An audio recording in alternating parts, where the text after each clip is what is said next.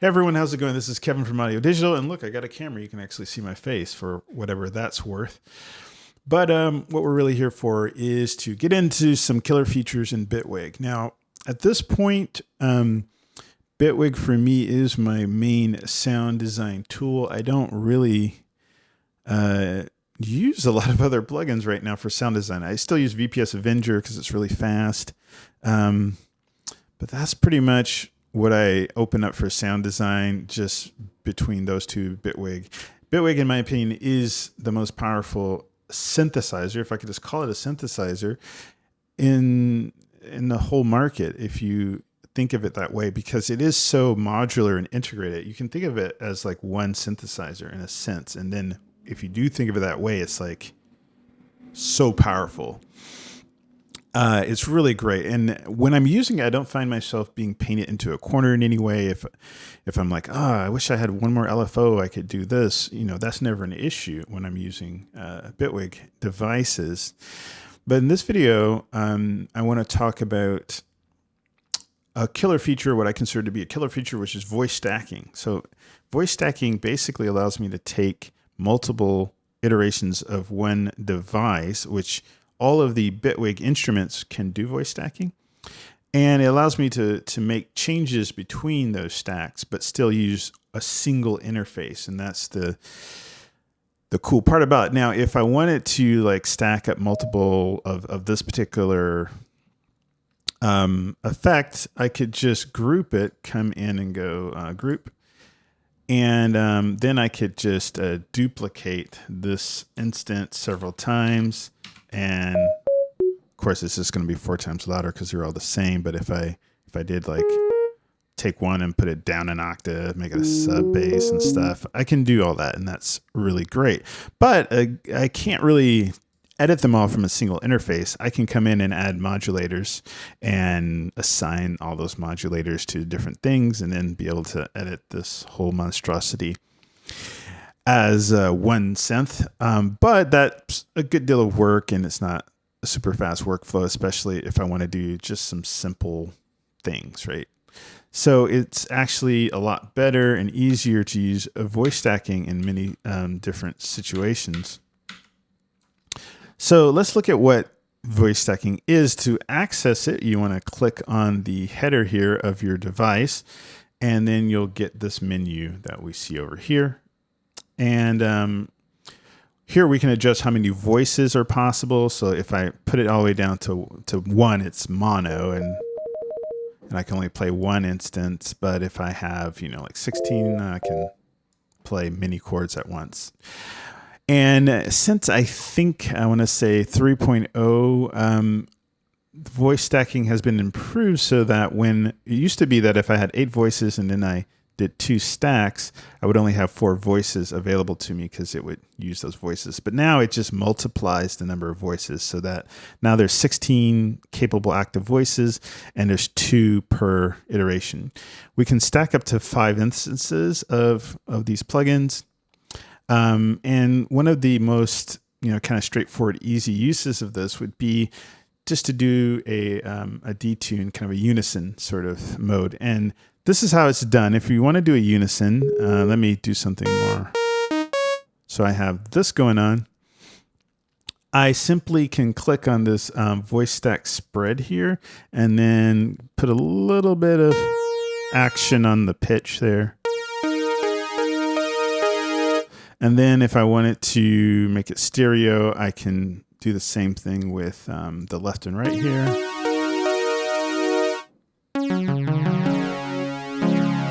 So that's quick and easy unison for any of Bitwig's instruments. But that's just really stretching the surface. It's really capable of a lot more. So let's get into some of the more interesting uses of this. Okay, so here we have a nice little simple patch, FM patch, and let's say we want to kind of do a sub bass with it. How could we do that? Well, let's pull in the voice stacking modulator here. Right now it's red because we don't have voice stacking turned on, so let's turn it on and just do 2 iterations. Now what this allows us to do, you can do a lot with this little device, but what I'm going to do is just use these voice stacking modulators to differentiate between the different layers. So let's look at the second layer. So right now it's just playing two copies of the exact same thing, so it's just louder.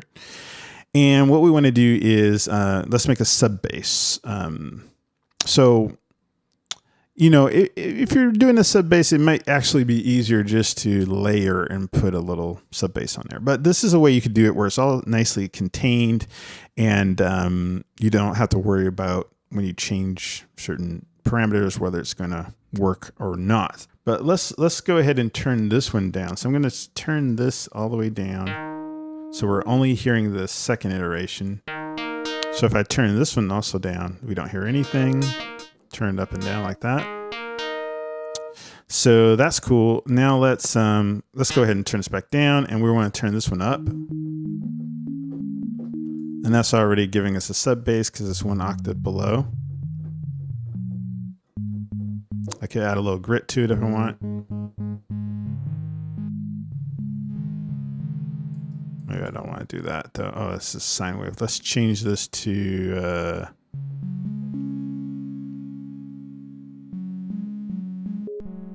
there we go.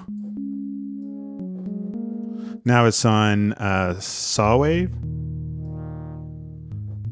We got a little grit like that. And then let's go ahead and turn back up the volume on the other guy here.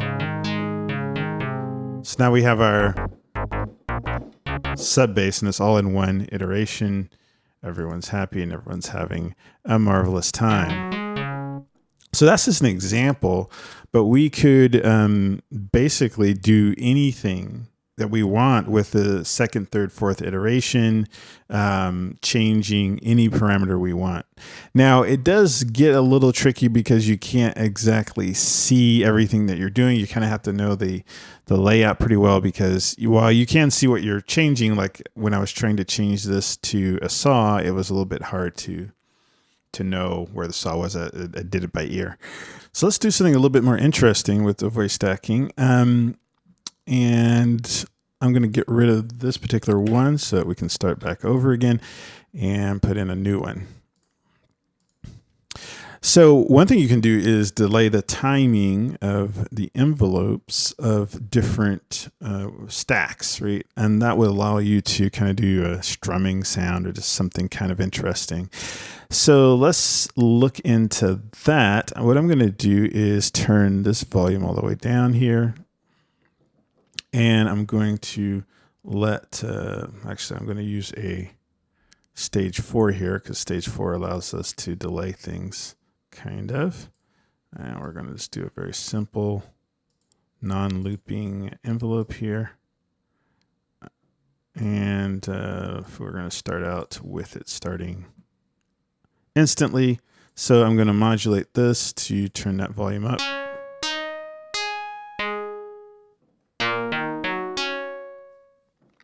So now let's go into here and let me see how many iterations I have. Let's do all 5 this time.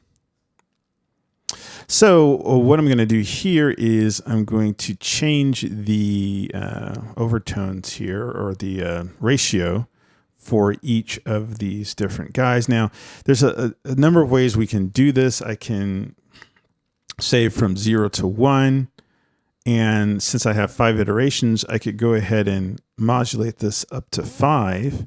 And each one is going to have a different setting, if that makes sense.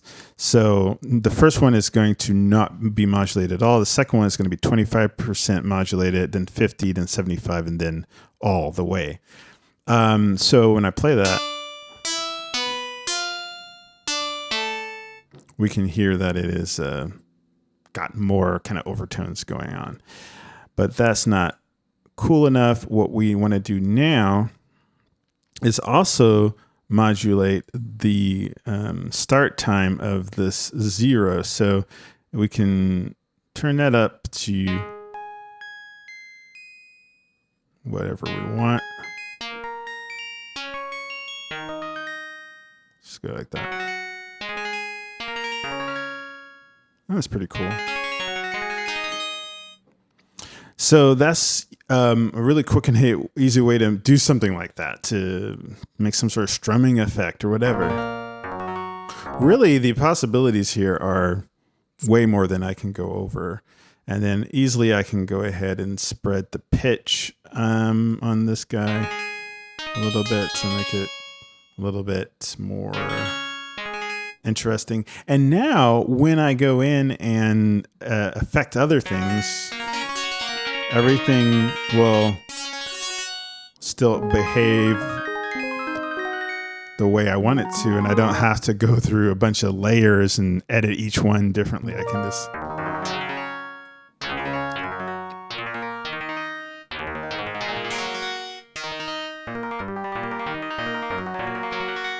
bring it down an octave.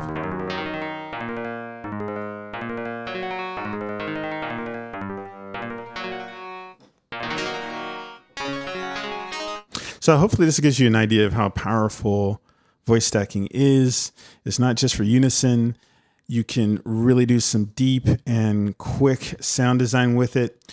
It can be a little challenging because you don't necessarily see what each one is doing. But like, for instance, if I didn't want to kind of do the math in my head and kind of figure out, oh yeah, let me modulate to 5, and then each one of these is going to be, one step above. You can go in here and manually change each iteration to a different setting, and then you'll have a list here of what each thing's doing. Like if I go one up here for one of these guys, I think it's up for this, then I'll know right here, oh, voice 1 is using one up from saw, which is what is one up from saw? Which is PW. So you can't see that you're using PW, but it's not too hard to figure out. So that's the only. It would be really cool if they would put the actual setting that it's hitting in the modulation section, or at least give us both factors, the amount of modulation and the result of that modulation in across the board. That'd be great. Right now they haven't done that yet, but it's still something that is not too hard to use. It's not too hard to wrap your mind around. So anyway, I hope this has been helpful for you. I think this is one of the killer features of Bitwig Studio, and hopefully I'll make a few more killer feature videos just to kind of go over some things and give you some of the insights that I found on how the features in Bitwig can be used creatively. So again, thanks for watching. Thanks for subscribing and liking this video if you are willing to do so. And you know what? Have a wonderful day. Bye.